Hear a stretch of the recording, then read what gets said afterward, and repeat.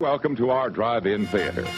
We have a wonderful evening's entertainment lined up for you, one that will provide several hours of pleasurable relaxation and diversion for you and your family. Did you fail to dress up for tonight's show? No tie, an old shirt and slacks, a house dress? Well, don't give it a thought. We're glad you came as you are. It's Driveway Drive-In with your hosts, Adam and Paul. Welcome to the Monster Home. She is seductive.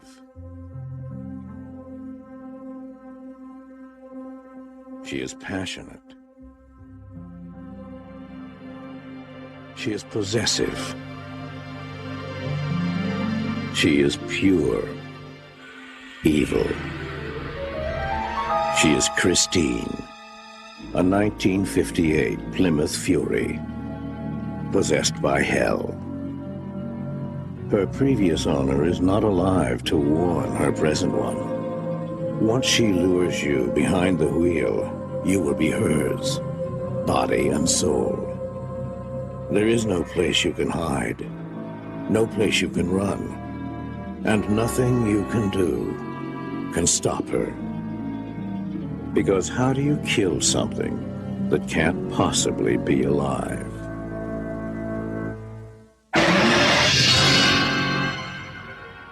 Christine. Body by Plymouth. Soul by Satan. Hi, and welcome to Driveway Drive-In. Your hosts, Paul and Adam. I'm Paul. I'm Adam. And today we are reviewing John Carpenter's Christine. She's rolling, she's hating, she's killing a whole lot of people. You love it. I do. I do love it. So, Christine is based on a novel by Stephen King. It is about a car that was born from evil and takes possession of a social outcast, gives into his murderous rage for being a social outcast. Good synopsis. That's great. I've been trying to get that out. You did good there. Well, I've been trying to figure out how to wrap that into to a couple of sentences, and you just nailed it, Paul. Nice. Anyways, yeah. So it's your standard to a point 80s coming to age film where you have the jocks and the nerds and everything in between. Our character Arnie is a nerd. Okay. He's got the Revenge of the Nerds glasses, and later on in the film, he's got the tape on the glasses, and even the pocket protector, right? Which I've actually never ever seen anyone actually wear pocket protector except in these movies. Actually, my father uses a pocket protector. We need to get him on the show. We do. We need to get a review of pocket protectors. I want him on the show next week. Okay. To go through it. All but right. anyways, so anyway, your typical 80s movie, right? This guy would just find a way to stand out when the girl of his affection's heart and the affection of the entire school. Here, though, he's not really preoccupied with that. He becomes in love with this car that is absolutely evil and sentient and will kill you if you disrespect it. Right. When he gets it, it's as broke down as possible. He buys it for $250. He actually says, and I've seen this movie a bunch of times. So have you, I think. Yeah. I mean, we actually saw it together. We saw it at the John Carpenter Film Festival. And it didn't stand out to me. Sometimes quotes don't stand out to me until I know I have to talk about a movie, but he actually says he buys the car because it's just as beat up and ugly as he is. So you have this whole relationship between how he feels about himself and how the car is presented. And the car is just a piece of junk when he buys it. Yeah, and his buddy says, for $250, he can get you, a decent car. We both of our eyes, all four of our eyes went wide when he said that. Yeah. $250, you can get a decent car. Yeah. That's like a Lyft ride from here back to my house. Right? You know, Yeah. it's not a car anymore. No, I'm like, well, geez, it's like, what, you get new brakes, you just buy a new car? It's just like a ride down the street. Yeah. Anyways, so yeah. So yeah, it's basically he buys a shell of a car with a running motor, takes it home, and I think this is going to be our first clip. And Arnie is trying to convince his parents to let him register the car because in the town where he lives, you have to be at least 18 to register an automobile or have your parents' permission. So let me go ahead and pull that clip up. You did what? She's outside. Well, you're kidding, right? You can't buy a car. What in the world are you talking about? You're 17 years old. Oh, boy. Well, actually, you're wrong. I mean, I couldn't finance it, but buying it for cash is no problem at all. Of course, registering a car at 17 is something else again, and for that I do need your permission. Arnie, you know how we do things. You could have consulted with us. You know, I've consulted with you about every damn thing I've ever done. I mean, everything in this house is a committee meeting, and if it's something I want, then I get outvoted 2-1. Well, this is no committee meeting. I bought the car, and that's it. It most certainly is not it. And how could you have let him do this? I didn't let him. I mean, he wanted the car and he bought it. I tried to talk him out of it, in fact. I doubt that you tried very hard. Yeah, well, I'm going home. I think you should. Okay, that's it. I'm getting the fuck out of here. Arnie, what kind of What did you say? What did you say? Look, you wanted me in college courses? I'm there. You wanted me in the chess club instead of in the band? Okay, I'm there too. Now, I've managed to get through 17 years without embarrassing you in front of your bridge club or landing in jail. Now, I'm telling you, I'm gonna have this one thing. You are not keeping any car at this house. Fine.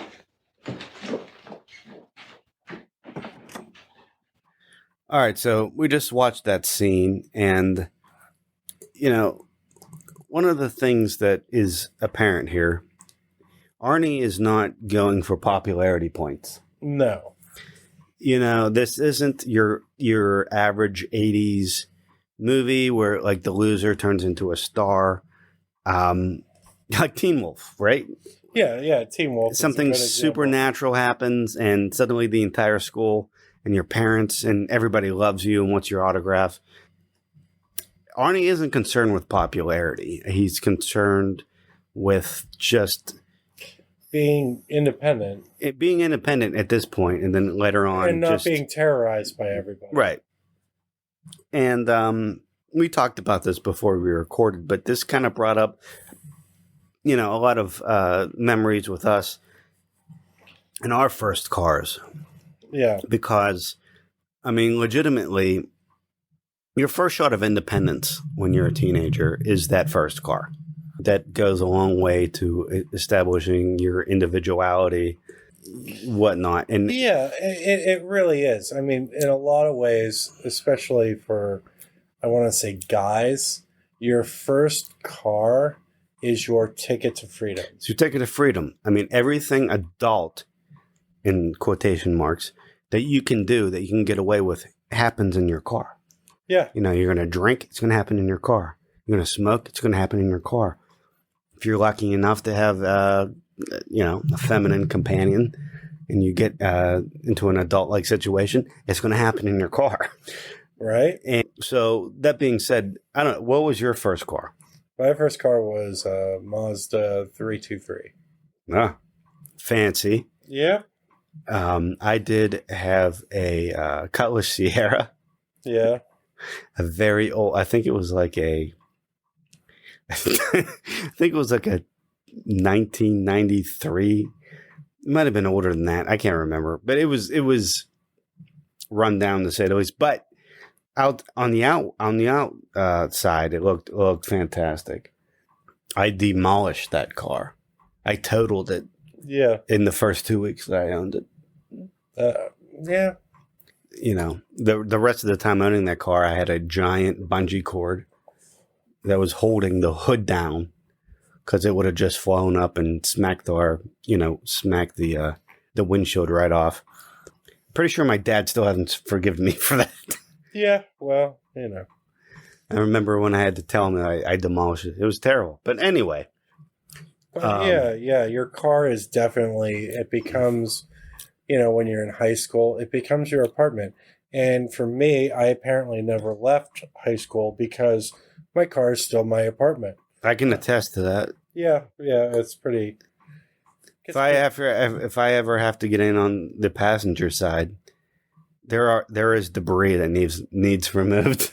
Yeah, I think it was you that described it. It's kind of like what you imagine what it's like to be like an unnecessary vegetable in a hoagie, like a hoagie sandwich. Right. So, yeah, that's kind of riding in my car is like. Right. So, yeah. But you can identify with this guy's plight here, right? Yeah. I mean, it's a very controlling family. He wants his car. And it's the first time in his life he's stood up to his mother, his controlling mother. Yeah. And his rat-faced, splinter-looking stepfather. Yeah. And they have, controlled his entire life. Rat face and all, that was a killer mustache. Mustache made him look more rat-like, in my opinion. I think it was a great stash. It was a great stash for a rat. But that being said, all right, let's move on. He has to take the car, which is just barely drivable, right? Yeah, it's basically to the frame with an engine. Darnell's garage. Darnell. And let's talk about Darnell for a second. Now, first of all, Darnell's garage, it's like an oasis of abandoned vehicles. It's Jabba's palace for cars that don't work. And Darnell is Jabba, if I might say so. He is a gangster.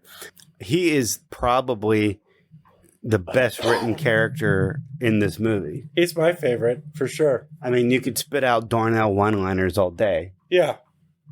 A lot of them probably aren't fit for the podcast because we kind of want it to be for everybody. But well, there is a lot of obscenity in this movie, and I think they did that because they committed to having an R rating, and the movie isn't overly like graphic in violence or gore. Well, you noted that there was no PG-13 then. Well, yeah, there was no PG-13 because I even said that. Without the swearing, this is, in today's era, this is straight PG. Yeah. But they swear so much in this movie, and we did a lot of digging prior to this podcast. A lot of critics were calling this like one of the most vulgar movies of all time. Yeah. They were saying there was just F-bombs thrown left and right, which is hilarious because Scarface came out later that same year. So Al Pacino says the F word 200 times. He does. So he does. I don't know. I can't wait for the Scarface show. That'll be something else. Yeah. So anyway, he goes to Darnell's, and Darnell kind of gives him a hard time. He's trying to build. Christine is just a shell of a car at this point, barely drivable. Yes. And he starts digging from the junk pile to build it back up. Yeah. And apparently Arnie is an expert mechanic. They didn't really go into any detail about this because he builds this back up in almost no time. Yeah, he does. And not only that, but he gains the respect of Darnell. Slowly but surely, he really does. And they're like, he's got good hands. One of the best scenes is when Darnell is sort of kind of offering him a job. Yeah. And Archie's like, yeah, I have to think about it. And that, oh man, does that make Darnell mad? It does. What do you have to think about? I'll throw you on your ass. Yeah, that was his line. I'll throw you on your ass.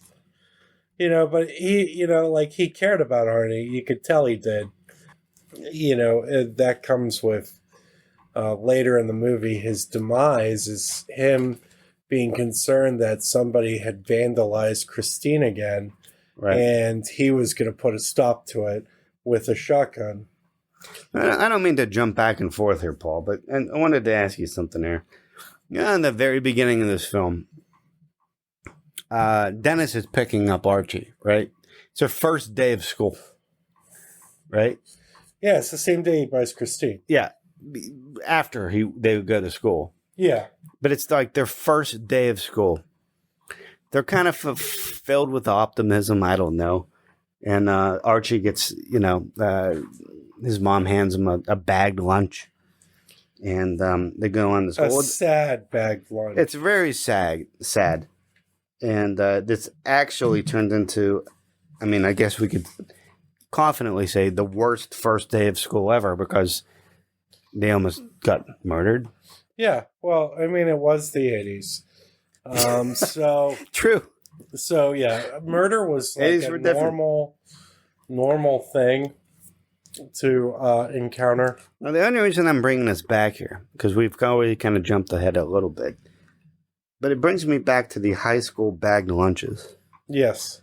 And depending on your high school, I don't know, you could almost be mocked for having a bagged lunch. Yeah. A lot of kids, the fancy kids had money to go buy the steak nuggets. Yeah. Or the lunch Chicken lady patty.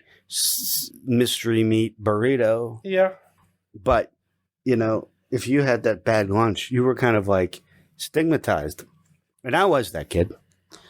Part of being a bagged lunch person, you kept that crap in your locker all day. Part of the problem with having a bagged lunch is you kept that in your locker all day. Yes. No refrigeration unit. No. So it was always gross. What is the thing? Think about that today. Do they still allow that? All your food does is break down. Yeah. All day. Molecularly break down. So when you finally eat it, the PB&J you were salivating over since homeroom is now this weird bread pudding that is just disgusting. It is. And, the grapes are gone like yogurt bad, and it's just disgusting. It's just like hot yogurt is just not something. Bagged lunches, unless your mom wrote you a little note, which said, I love you or something like that. Sometimes my mom did. And I used that to pick me up to launch myself into high school stardom. But, other than that, high school lunch just sucked. It did. Bagged lunches especially, they just sucked. They did. I'd go home every day starving. Yeah, so... And the reason I even bring that up is because of the whole scene where, Archie is... Okay, so it's the first day of school. It doesn't take long for Archie to get into trouble. I keep calling him Archie. That's not his name. Arnie. Yes. Pardon me. He's in the shop room, and the evil cast of Grease. It's basically the cast of Grease if they went through the Superman to, I don't know, the mirror thing. Yeah. The General Phantom Zod. Zone. The Phantom Zone. It's like the evil cast of Grease. And they stab his bagged lunch. And it just mushes all over the floor. And it's like the grossest thing that happens in the entire movie. Yeah. Well, but anyway, we have to bring that scene up though, because they are the antagonists throughout the entire movie. Right. I think at that moment is when Arnie decides he doesn't want to be a victim anymore. And then he sees the car that's broke down and he decides that he's going to restore this car and have a cool car. And he wants it to be a car like Dennis. Yeah. Like Dennis has a cool car. Well, I'm not a car everybody in guy. that I don't know has what. a freaking muscle car. Which is incredible. Yeah. It's almost like Fast and the Furious High. Yeah, pretty much. Which, is crazy. But anyway. So yeah, he gets the car. He buys it off the old man from Home Alone. Right. It's the same actor, so I don't feel bad. It's almost the same character. Yeah, it's pretty much the same character. He's wearing like a back brace and looks like an extra from a Rob Zombie Devil's Rejects or whatever. He buys the car off him, And that's kind of what starts his transformation. Right. He kind of realizes that I think he just reaches the end of his rope, and he's no longer going to be the prey of the school, but the predator. Right. He doesn't care if it's going to scare his mom or scare even his best friend. So let's go ahead and pull up a clip here. I'm going to pull up a scene where Lee, his girlfriend, had just choked at a drive-in inside Christine. She's upset with him over his obsession with the car.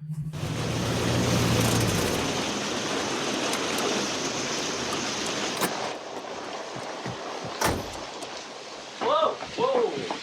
Hey. You gonna be all right? Yeah, I'm fine now. You scared the hell out of me. Then get rid of that car. I'm not going in that car again. Oh, wait a minute. Don't you blame your choking on Christine. It happened, Arnie. When I choked, something happened. The radio came on. Everything got bright. So what are you saying? I could have died, Arnie, and you didn't even help. My door was locked. You didn't want that man to help me either. I thought he was attacking you. I didn't know he was going to do the Heimlich maneuver. I could have done the Heimlich maneuver. But you didn't. And there are other things. That radio, all it gives us was old songs. And sometimes when we're making out, it just stalls. As if the car were jealous, Arnie. The goddamn car! Leave it alone. I'll get it. You know what I think? I think you're just sexually frustrated.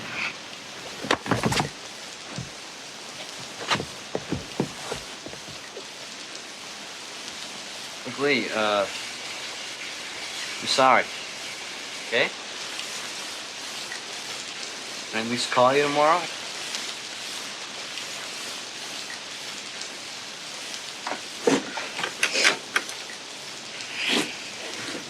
I don't know.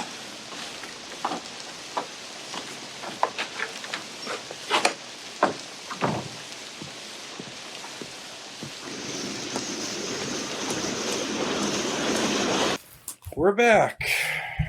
So, Adam, I don't know if this has ever happened to you, but have you ever been accused of liking an inanimate object more than your partner?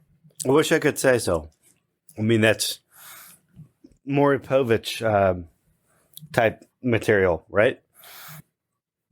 I don't know. Maybe that's a trope. You love your car more than you like me.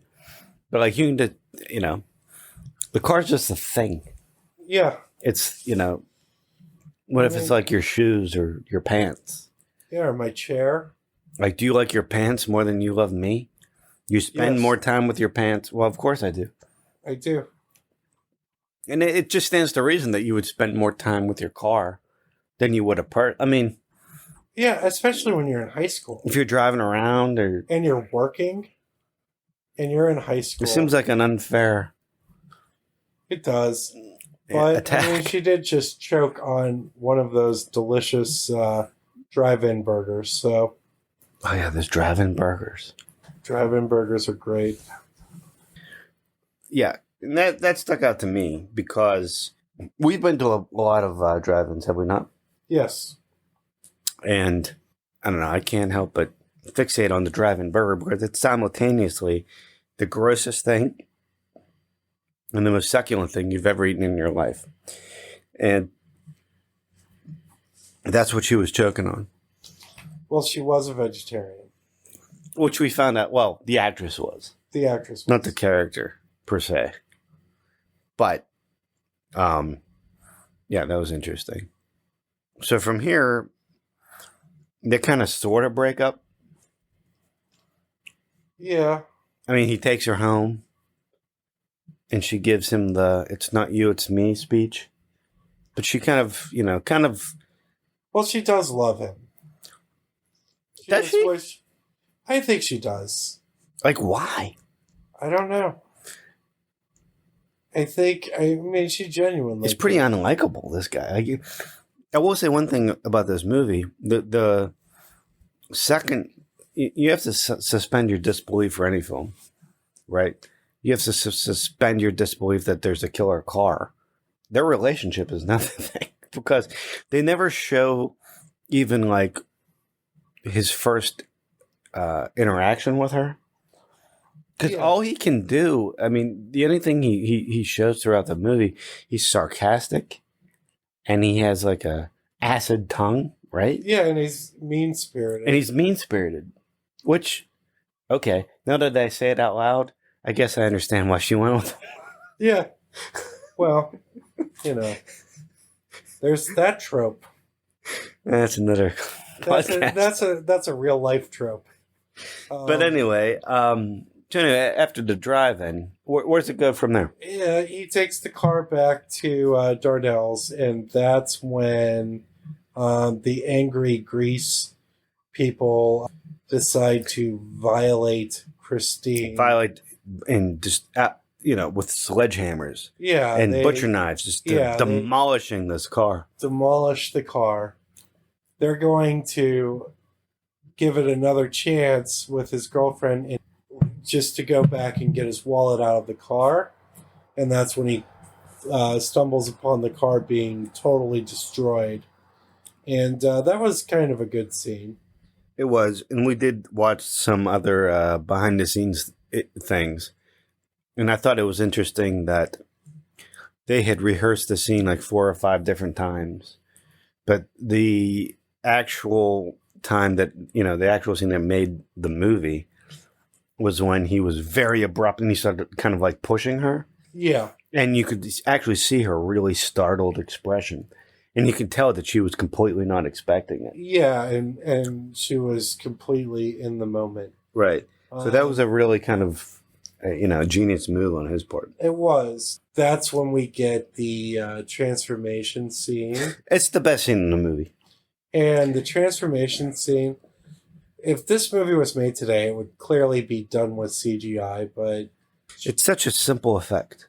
It was. They demolished the car and then they played it back in reverse. Yeah. I mean, that's all it is. But for whatever reason, it is so effective and it doesn't get old. It's one of these scenes I can watch. Okay, there's a handful of scenes I can watch, right? Over and over again. Yeah. It doesn't get old, even though it should. Like the werewolf transformation in American Werewolf in London. I mean, you're almost sick of people saying that that's the best transformation scene at this point. Still, to this day, if it's on television, I will watch that scene because it is that good. It is. Just from a technical aspect, because this scene doesn't even play out nearly as long as the one I just mentioned. But it's such a good scene, and it really... it's really the first supernatural scene that happens in the movie. It confirms this. It confirms it. Okay. Right. It confirms it.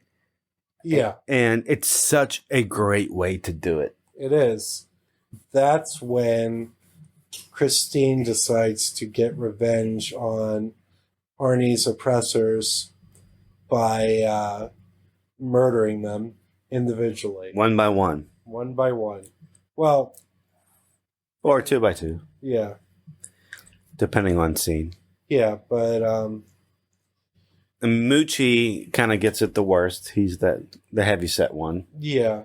And he runs into, I don't know, some industrial complex, and he's pinned against, an entrance for, deliveries, I guess. Yeah. And he's overconfident. It's very narrow. But the car, forces itself. That is... Okay, I said that the Christine rebuilding itself scene is probably the most iconic. But you know what? Maybe this one is. And actually, when we talk about Buddy's demise, that might actually be. But... Yeah. I mean, there are 3 scenes that everybody thinks about when they think about this movie. But one of them is this scene where Christine is forcing... this car is forcing herself...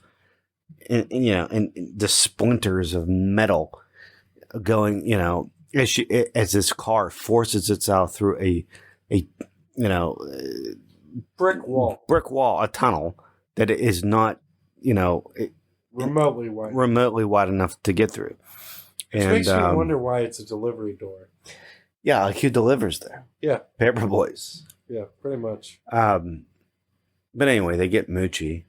I always thought that, I know Moochie was kind of heavy set, but like the car was going so slowly. I would have just ran up the hood. And I would have done it like was going for a confirmed like I'm not kill. Jackie Chan, but I could have ran up the hood. Yeah. Especially how slow it was going. Yeah. You'd have to just wait there and wait for the inevitable. Yeah, it was stuck. And, it does take a couple of seconds for the car to get through. Right. But you have the iconic fade I guess to you would black. be really scared that you would just stand there, but I don't know. I don't know. If some car is trying to force its way in. I think survival instinct would kick in. And you'd say, maybe I shouldn't just stand here, even though. Well, he's assuming that a person's driving it, too. But isn't he? There technically is, I think. I think we learn at the end of this movie that I guess that can be. I guess not. Yeah. No, because Buddy's death is clearly Arnie's not in the But car. Arnie is in the car a lot. He is. Which makes that last thing it can, when. Anyway. So Moochie gets killed. Hopefully I'm pronouncing that right. I would hate to mispronounce a character name like Moochie. But then after that scene, it's kind of bad. It's kind of on to the big bad, I think, which is Buddy. Yeah. Evil John Travolta and his minion, who, by the way, I don't know the name of the actor, but he was the guy. Okay, Ghostbusters, right? Peter Venkman. Yeah, he was doing the psychic in the college, doing the psychic test. There's kind of like the hot blonde actress, and to the left there's the frizzy-haired guy, and he keeps he didn't know he was getting giving him electric shocks. You can keep even the though he was, if you watch it, he was actually having delayed ESP. He was actually proving Venkman's experiment. Yeah. But Venkman just didn't care. Sorry. I hate to laugh about Ghostbusters, but Ghostbusters is really fun. It is. So he was basically proving Venkman's experiments, but he was still didn't care because he was trying to get the girl. Yes. Anyway, the guy that he was giving electric shocks to is one of evil John Travolta's henchmen. Yes. And towards the end of this movie, so that's who Christine is going after, and that's the epic situation where they blow up the gas station. They blow up the gas station. He's chasing him in his car, and they actually ram his car through a gas station. Yeah, and then it catches the gas on fire, and then you have the most famous shot of the movie of the car on fire chasing a guy who's running on the road. I don't know why he doesn't go into the field next to him, but and maybe like try to beat the embankment. But the car is on fire, and it's an actual stunt driver driving the car at this point. And that's it's one of those scenes that you never really think about because it's so awesome in the movie. But you're thinking an actual human being. You don't think about it at all. Drove that car that's on fire.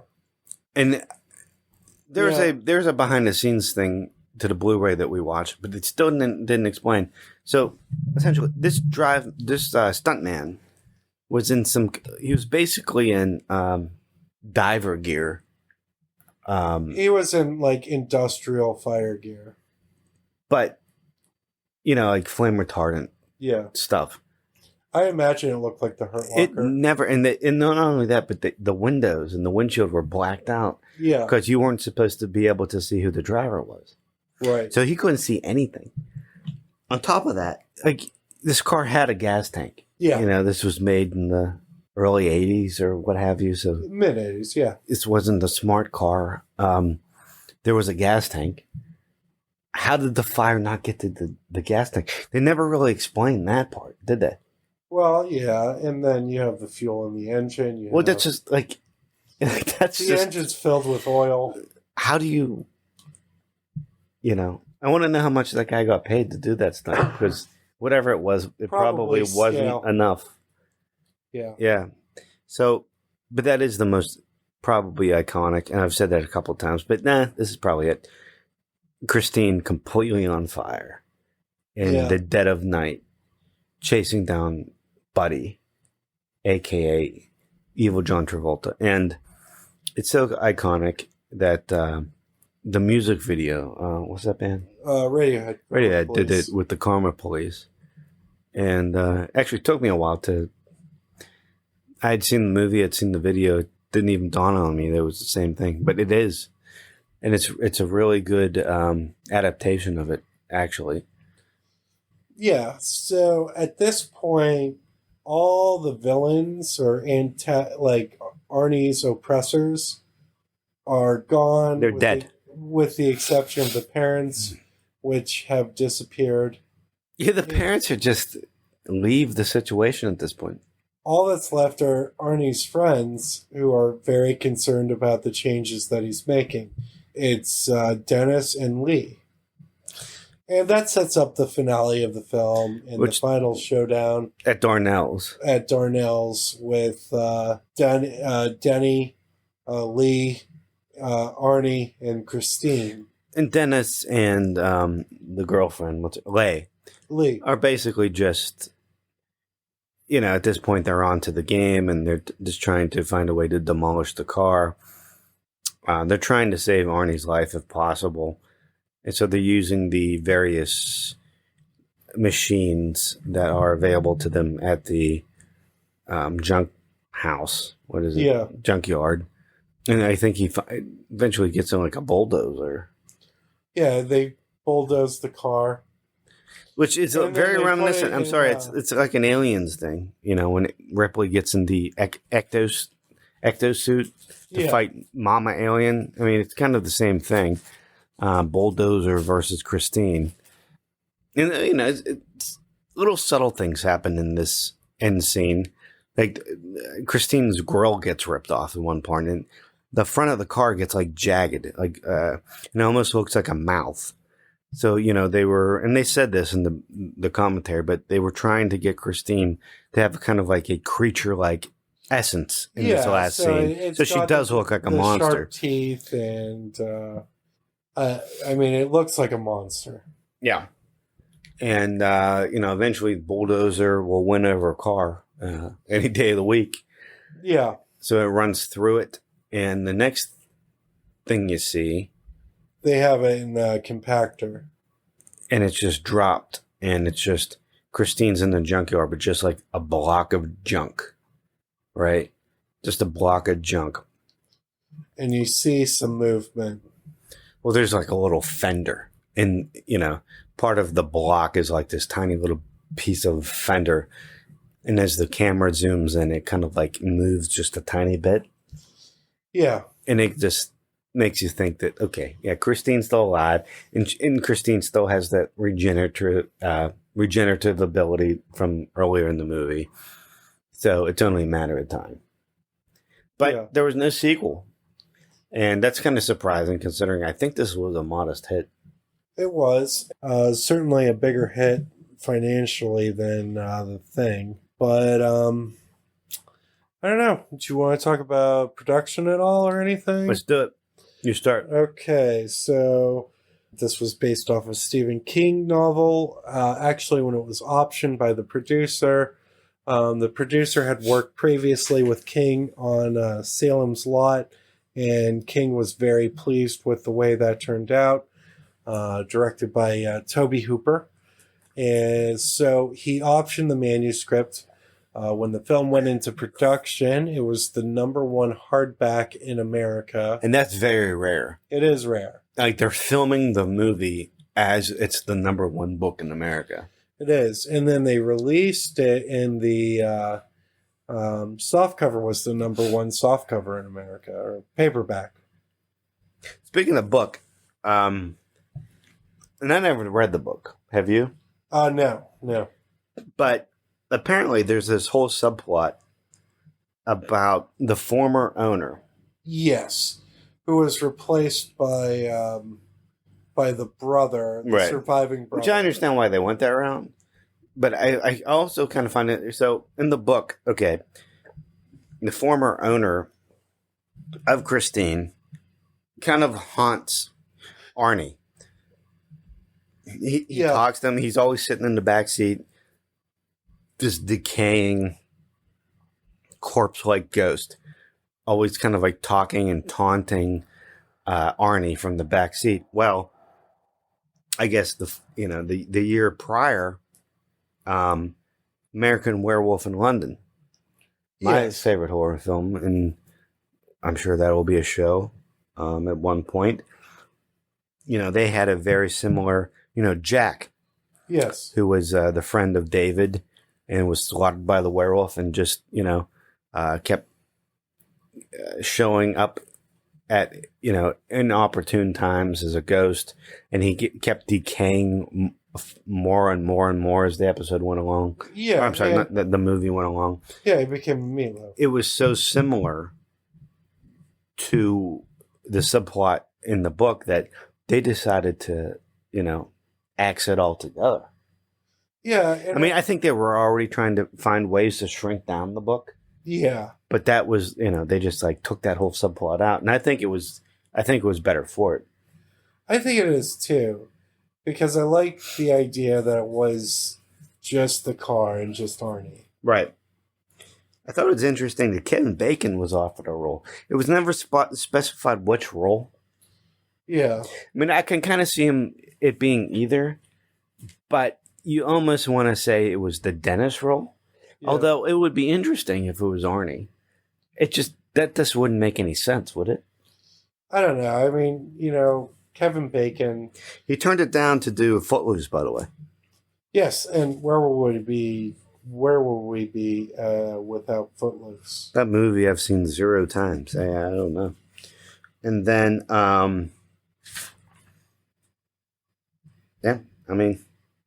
that's it for me. This was just a movie it's a great movie. It's a great film. There are no stars in this movie, and I think that kind of shines through. It's the Avengers of character actors. We didn't even touch on this, but Harry Dean Stanton is in this movie as the detective. Yes, as the detective. Darnell. Forget us, we don't know this guy's name. You don't either. But if you saw his face, you know him from like a million different movies. Yeah, he's like the curmudgeon guy. Right. Which is what I am to be. Halfway there, my friend. Yeah, almost there. Pre-Scientology Kelly Preston, but I guess that doesn't really count as far as side character. I don't think she was a star at that point. Not at all. Was she ever a star? Yeah. She married John Travolta. Of the Evil Grease. Was she ever famous? What did she do? Like, what movie defines her career? I don't really know. Yeah, right. So, probably anyway, something that's not one of my stronger genres. Probably something I've not seen. Yeah. Probably something that's you can only view in the Scientology temple. Yeah. But anyways, I think this is, and we haven't got into a lot of Stephen King stuff yet. It's probably one of the better adaptations of his work. It is. It's definitely in my top 5 adaptations of Stephen King. And, it's a good movie. That's all that really I strive for when it comes to his adaptations. So many of his adaptations miss the mark. In a lot of those movies, he's the screenwriter. Yeah. So it doesn't really make sense. But John Carpenter, as always, is the master of genre filmmaking. And no one will ever say that Christine is one of his top movies, but just because he has so many incredible movies in his filmography. so Yeah. much, and that says a lot to him. This movie is fantastic. I know, and like, you get to see a lot of his trademarks in this with like his tracking shots. Tracking shots straight out of Halloween. Yeah, I mean the scene where Lee leaves the house and you see the lights of Christine in the distance. She's got to go hide. And not to mention the soundtrack of this movie. I mean, we could do an entire show on John Carpenter soundtracks. Yeah, his score. And then the role of pre-recorded was probably higher in this movie than I think any of his others. There's a couple notable tracks on Halloween. Right. But for the most part, he handles almost all the music. And I like that his score contrasts with the plot use of music in this. So it's got... We didn't even dive into that, but just, I know we're wrapping this up just very quickly. Christine uses oldies. The car was built in 1957, so it's always oldies of that era that she almost uses to communicate. And it's done very effectively. It is. And it's hard to. It just, you have to just watch it, and if you're a fan of that music, of that genre, you'll get a big kick of how they play around with those songs. But Carpenter's own score is synth majority just synth, which is basically what he's done the majority of his career, and it's effective. It is, as it always is. I mean, he is just a fantastic composer of movie scores. No, he is, and we were both very fortunate. We got to see him perform live in concert. Put on a great show. Got to see like the music from the different movies he did. It was like it was just like a rock show. Yeah, it was different. It was fantastic. It's just really cool. And I know he's still doing that show, so this isn't a plug, but if you have a chance to go see him, go see him. Anyways, let's wrap this up, Paul. This movie, Carpenter has done so much, and we can sit here and talk about Carpenter films all day. Yeah. This is definitely top 10 Carpenter. Without thinking about it really hard, I'm going to say top 5. This is an unofficial thing. And as far as Stephen King adaptations go, it might be number 1. I'd have to sit there and really consider it, but you have to, it's not just the quality of the film, but it's how fair it is compared to the novel, like how much it equates story-wise to the novel, and I think it's up there. So, yeah, one thing that I love about Carpenter, and especially in this film, is that it's got a real timeless quality to it. I mean, it's set in a very specific time period. Yeah. In this case, it was 1978, 1979. Right. But, I mean, if this movie was made today, I wouldn't imagine too many aesthetic changes to his style or the way things look. Great. Yeah, it's a timeless movie. It kind of talks about bullying in a unique way prior to the popularity, and to tie it in with Carpenter always being ahead of the times. But in this one, you can kind of see, the narrative of the angry white loner becoming murderous, mm-hmm. and it does it in a accurate and I think a fair way, in which his actions are never justified. It's kind of a never justified, but at least understandable. But you can see how he got to that point. Yeah. It walks a line. It's a really smart movie. It looks gorgeous. His cinematography is fantastic in it. the use of mise en scene, with, placing of the car, building dread and ambience in the frame and in the pacing of the film, he really succeeds. So that's a high recommendation for me. So I guess what we're trying to say is we like it. Yeah, we like it. We like it. All right. Well, until next time, feel free to like and subscribe, and let us know what you think of this movie. Catch you next time. I'm Adam, and here's to swimming with bow-legged woman. I'm Paul, and to a new world of gods and monsters. See you next time. All right. And now, folks, it's time to say goodnight. We sincerely appreciate your patronage and hope we've succeeded in bringing you an enjoyable evening of entertainment. Please drive home carefully and come back again soon. Good night.